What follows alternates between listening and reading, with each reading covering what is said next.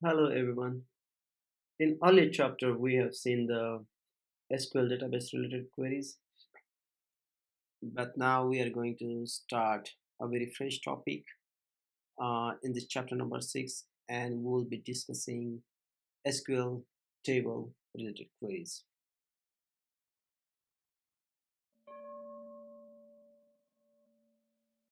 So what is the purpose of these queries? We use those queries to manage and manipulate the data within the table. So very first command we'll be studying here is create table.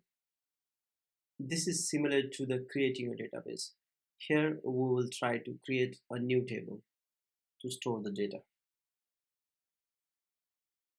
The number two is insert into a table command. Here we will try to insert new records or rows into the table. Number three is alter table command.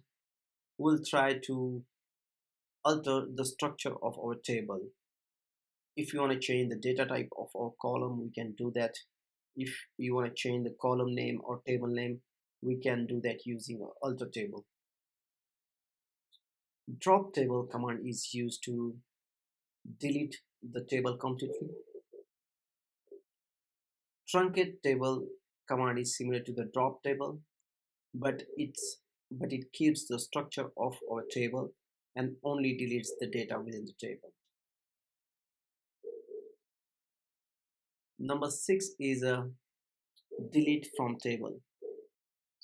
If you want to delete particular records based on specified condition, then you use delete from table. Number 7 is update table.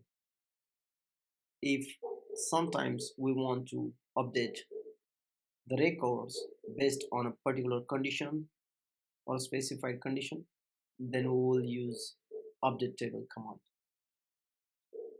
So in this chapter we are going to consider all these commands in detail. Thank you. I think that's all for this particular slide.